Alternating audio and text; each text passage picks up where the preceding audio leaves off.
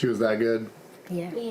Old enough to understand the reality of who's accused of ripping their mom out of their lives. Someone that I could almost trust took the person that I loved most away from me. He used to make himself look like a good person until he did all this, and now I keep wondering, why did I start to trust him? She was a mother. She had 4 children. Her name was Imani Roberson. On a Sunday evening in July, she left her mother's house after dinner. She had her newborn baby in one arm and her toddler holding her other hand. 2 of her children stayed. Back with their grandma, Imani drove away, heading home like she always did. But that was the last time anyone saw her alive. The next morning, her mother called. No answer. She called again. Still no answer. That wasn't normal. Imani always called. She always checked in. Her mother felt it in her bones. Something was wrong. The police got involved. People started searching. Days passed. Still no sign of Imani.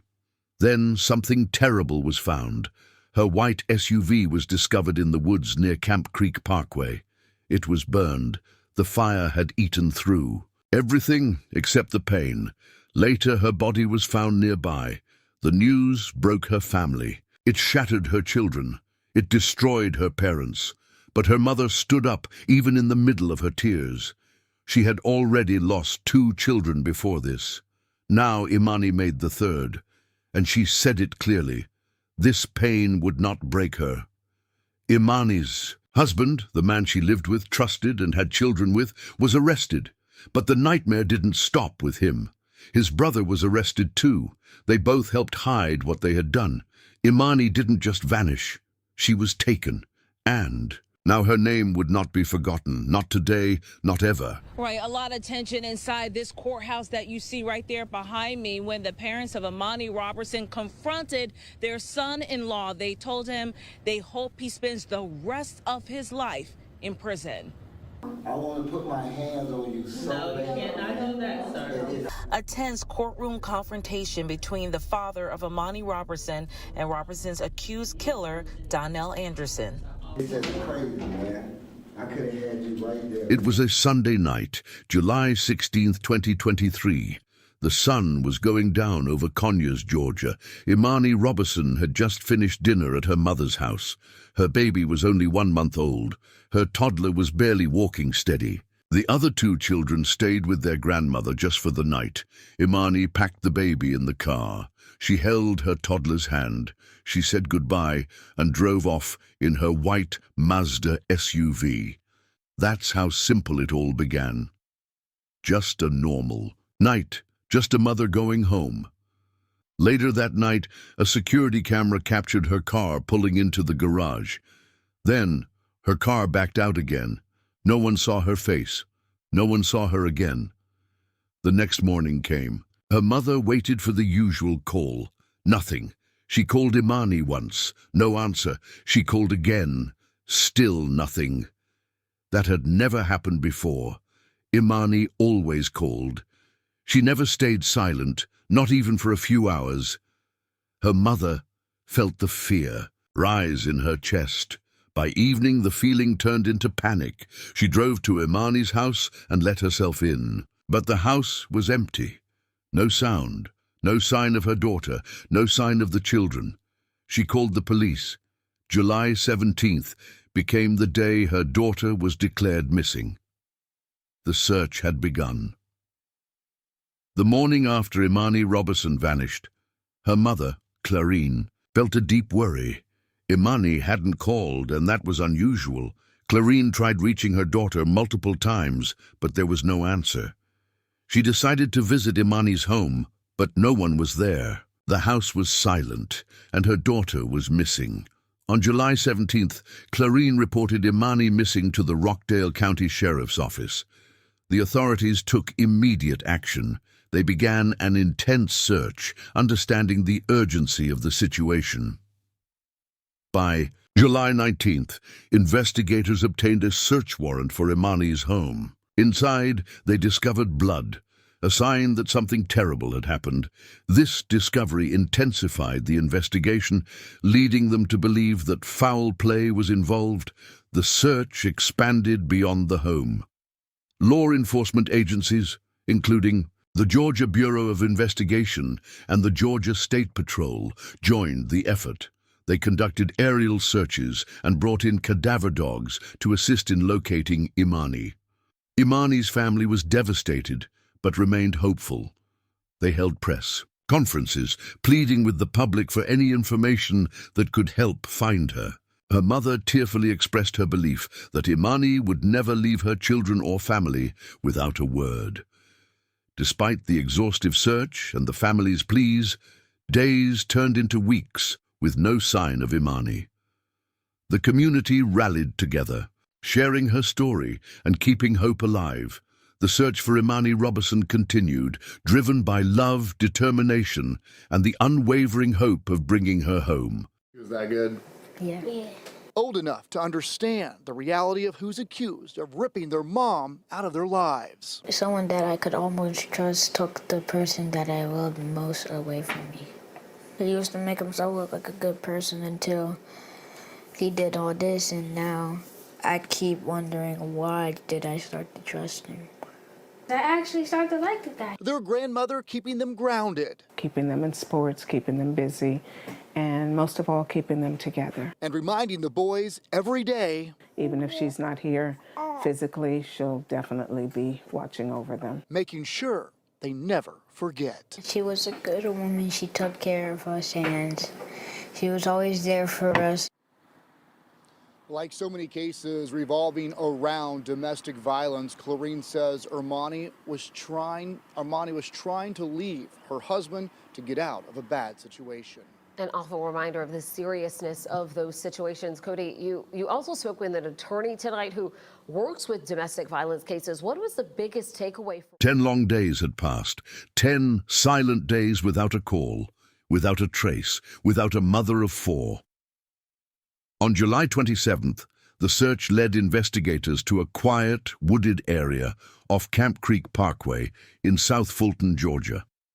The road was lonely, surrounded by trees, hidden from traffic. It was the kind of place where secrets are buried. There, in the trees, they found a car. It was white once, but now it was blackened, scorched, and ruined. The Mazda SUV that once carried a mother and her babies was now nothing but a burned shell. The fire had eaten through everything. The license plates were gone. The inside was melted, but they knew what they had found. It was her car. It was Imani's. The moment they found the car, something shifted. This wasn't just a missing person anymore. This was something darker. Cadaver dogs were brought in, their noses trained to find what humans could not. They searched the area around the torched SUV, sniffing through dirt, bushes, and fallen leaves. Not far from the burned car, deep in the woods, the dogs stopped. That's where they found a body. The ground was quiet. The trees stood still. The search was over, but the pain was just beginning. The body was badly damaged. But the details still spoke. A tattoo on the skin, the shape of her arms, the way the clothes looked, even after everything. Her mother knew, her father knew, the officers knew. This was Imani. She hadn't run away. She hadn't left her children. Someone had taken her life and tried to erase her completely. But she was found. Her story didn't stay buried, and now the truth had to come out. The search was over. The body had been found, but the pain was still sharp. And now the question became, who would do this to a mother of 4? Police had been. Watching one person closely from the beginning, Imani's husband, Donald Anderson. The man who lived in the same house with her, the father of her children, the person who was supposed to protect her. As days passed, more evidence pointed to him. Her blood had been found in their home. Her car had left their garage in the middle of the night. Cameras had caught it. The timeline didn't make sense. The silence didn't make sense. And when investigators asked questions, his answers didn't help. On August 4th, Just one day after her body was discovered, police moved in. They found Donald Anderson in an apartment in Atlanta. He wasn't at home anymore. He was hiding. But they found him. He was arrested and taken into custody. The charges were heavy: malice murder, felony murder, aggravated assault, firearm possession. During a crime, it was no accident, no mistake. Police believed it had been planned. They learned something else too. Imani had been getting ready to leave him. She had been planning to move out of their home and go live with her mom. Maybe she wanted safety. Maybe she had seen signs. Maybe she just needed peace. But before she could leave, something terrible happened. The man she had once loved, the man she shared a home and children with, was now accused of taking her life. Her story had started with dinner at her mother's house. Now it was ending in handcuffs. Just when everyone thought the worst was over, a new truth came to light. It wasn't only Donald. He didn't act alone. Another man had helped him, his own brother. His name was Sedarius Glaze, and when police found out what he had done, they arrested him too. The charges were serious: tampering with evidence, concealing a dead body. Investigators believed that after Imani was killed, Donald and Sedarius worked together to cover it up. They took her body, they put it in the car, they drove far away to a quiet spot in the woods, and then they set the car on fire. They tried to erase her. They wanted to hide what they did, burn the truth, leave no trace, but they failed. Imani's body was still found. Her story still rose from the ashes, and now both brothers were facing the weight of what they had done. One woman was dead. 2 men were in jail. 4 children were without a mother, and an entire family was left broken. Forever, the lies had burned in the fire, but so had the truth.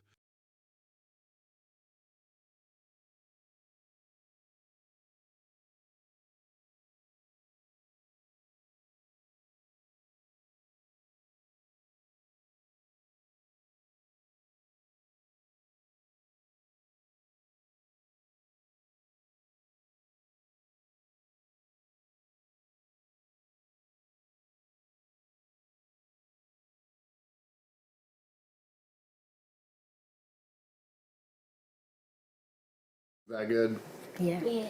Old enough to understand the reality of who's accused of ripping their mom out of their lives. Someone that I could almost trust took the person that I loved most away from me. He used to make himself look like a good person until he did all this, and now I keep wondering, why did I start to trust him? I actually started to like the guy. Their grandmother keeping them grounded. Keeping them in sports, keeping them busy, and most of all, keeping them together. And reminding the boys every day. Even if she's not here physically, she'll definitely be watching over them. Making sure they never forget. She was a good woman. She took care of us, and she was always there for us. Situation. An awful reminder of the seriousness of those situations. Cody, you also spoke with an attorney tonight who works with domestic violence cases. What was the biggest takeaway? The day they found Imani's body, her family's world fell apart. At the press conference, her father stood before the cameras. His voice shook. His eyes were full of tears. He said, "It felt like my body left my soul." He had lost his daughter. The pain was too much. Her mother, Clarine, stood beside him. She was strong, but her heart was broken. She said, "This is the 3rd child I've lost, but it won't break me." She had already buried 2 children. Now she had to bury a 3rd. But she refused to let the pain destroy her.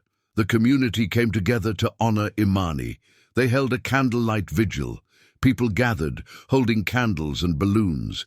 They wore purple and white, Imani's favorite colors. They prayed, they cried, and they remembered a mother who was taken too soon. Imani left behind 4 children. The oldest was 11 years old. The others were 9, 3, and just 1 month old. They were too young to understand why their mother was gone, too young to know that she would never come back. Now their grandmother, Clarine, would raise them.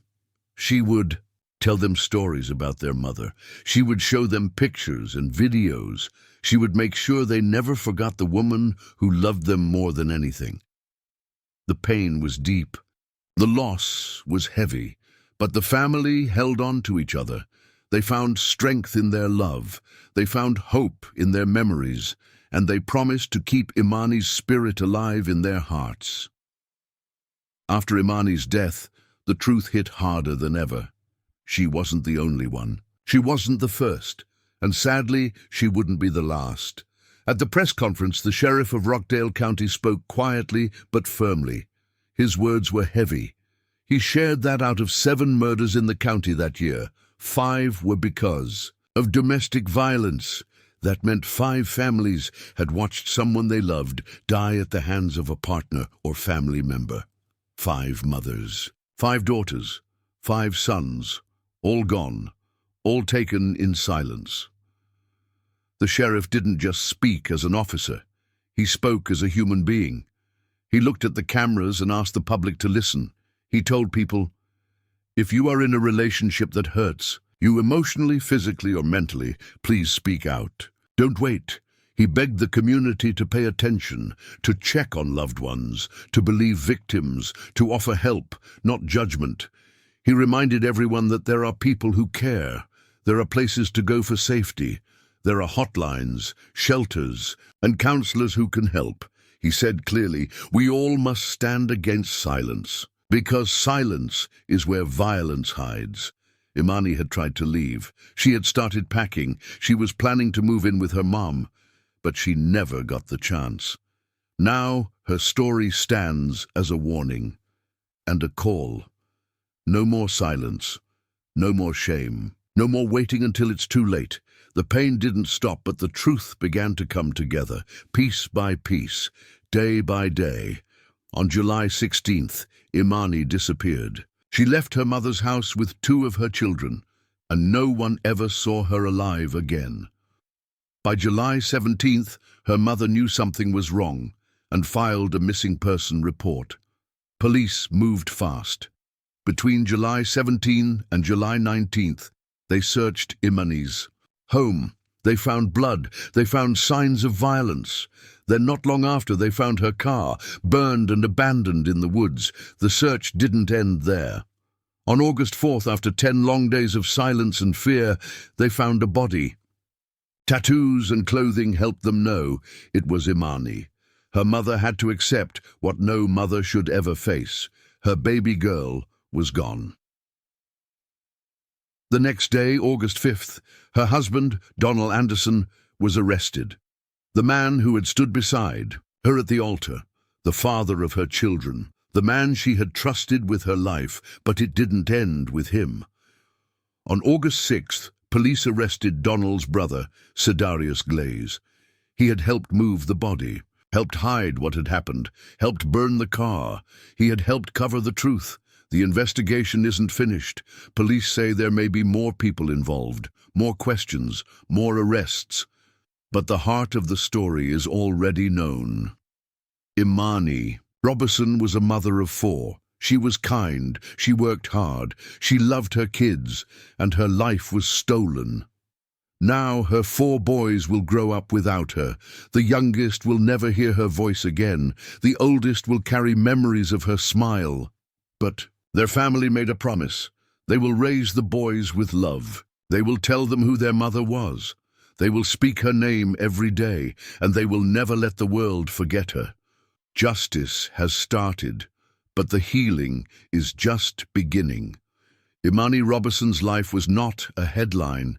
It was a story of love, motherhood, and quiet strength. She was a woman who gave her heart to her family. She cared for her children. She built a life. She trusted the wrong person, and she paid the price no one ever should. Her story didn't end in the woods. It didn't end in the fire. It didn't end in the courtroom. Her story lives on in her children, in her mother's strength, in the candles held high during the vigil, in the tears of strangers who never met her but feel the ache all the same. This didn't have to happen, but now that it has, The world must listen. Somewhere out there another woman is scared, another mother is hiding bruises, another wife is thinking, maybe tomorrow will be better. Another sister is being silenced, another daughter is being watched too closely, and she needs to know she can leave, she can speak up, she can survive. This story is not just about how Imani died. It's about how others can still live. So let her name be a light, let her memory be a warning, and let her children grow up knowing their mother was not forgotten. If you know someone in danger, don't stay quiet. If you are in danger, please don't stay silent. Let this story be your sign.